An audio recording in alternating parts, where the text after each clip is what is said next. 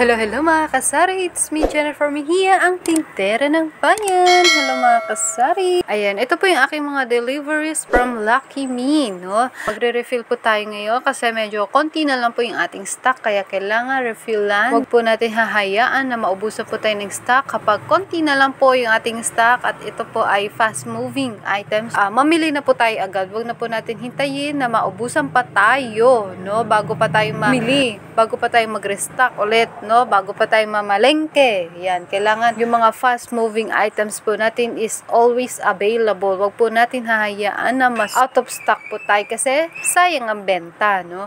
Kapag po kasi naubusan po tayo ng mga fast-moving items at meron nga pong bumili na customer natin, no, may tendency po na lumipat sa kabila ang ating customer, no, at wag po natin hayaan na makalipat pa sa iba yung customer natin, no. Kung nasa tindahan na natin sila, kailangan mapagbilhan, mapagbentahan na po natin sila. Wag na po natin hayaan na lumipat pa sa iba. Kaya always available po dapat lahat ng stock, lahat ng fast-moving items, no. So, yan, ito po yung aking mga na-order sa Nissan Company. Yan, meron po tayong ahente ng mga Lucky Me.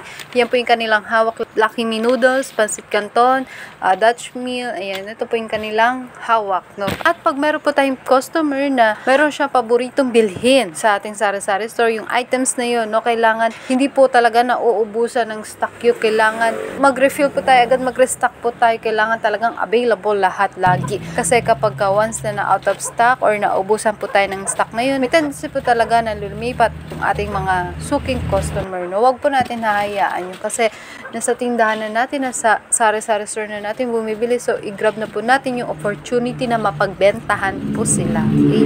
At magsasaayos na nga po ako ng mga napamili, no, kasi ang dami ng box muli dito sa sari-sari store ko, kaya kailangan ko ng isaayos, ilagay sa mga kanya-kanyang lagayan para hindi na rin po halo-halo at para hindi kalat-kalat. Tsaka kapag may bumili, madali ko na lang po makikita, hindi yung maghahalongkat pa ako sa loob ng box, no. Medyo matatagalan yung customer, maiinip yung ating customer, kaya kailangan naka-organize, nakaayos po talaga. Tsaka kailangan binibilang po natin agad yung quantity ng mga na-deliver sa ate, kasi kapag may kulang and on the spot, nakita natin, nalaman natin na kulang po yung items na binigay sa atin, pwede natin ma-report agad at saka may babalik po nila yun sa atin, no. Kapag medyo matagal, no, lumipas na ng isang linggo, hindi pa natin naayos yung mga napamili natin, no, yung mga na-order natin sa ating ahente at ayun na po, medyo matagal at saka lang natin nalaman na kulang pala.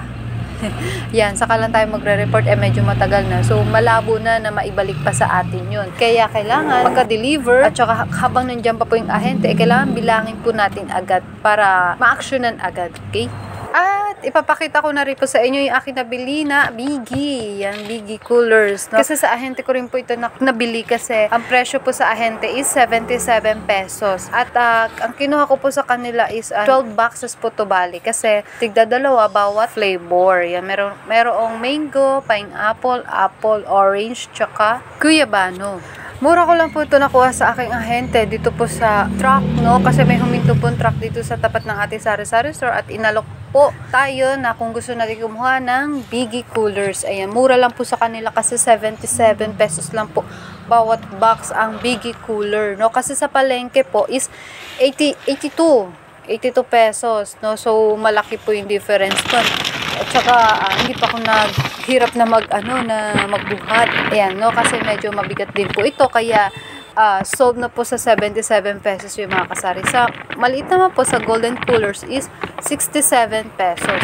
Ang bentahan po nito sa palengke is 75 pesos, no? So, malaking bagay po ito mga kasari. Kaya, sayang nga po, no, kung mayroon pa po tayong puhunan, no? Kung may extra pa tayo na pampuhunan, talaga dapat mas bumili pa ako ng mas marami kasi sayang po talaga. Tsaka mabenta po ito dito sa lugar namin. Ayan, nagbebenta rin po kasi ako ng per box nito. Ang bentahan ko na po ng per box sa Biggie coolers is 85 pesos, no? 10% lang po yung pinatong ko kasi hindi naman siya malamig, hindi ko naman nilagay sa ref, kaya okay na po ang 10% na patong dito po sa mga juices na to. Ayan.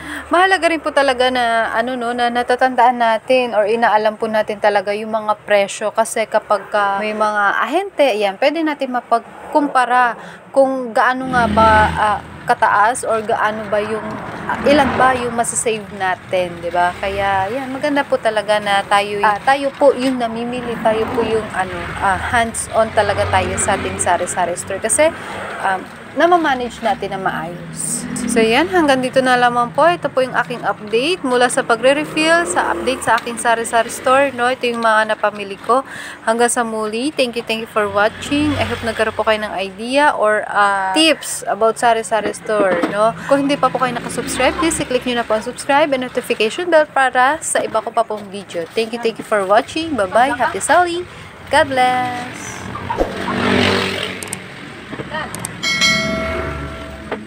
Done.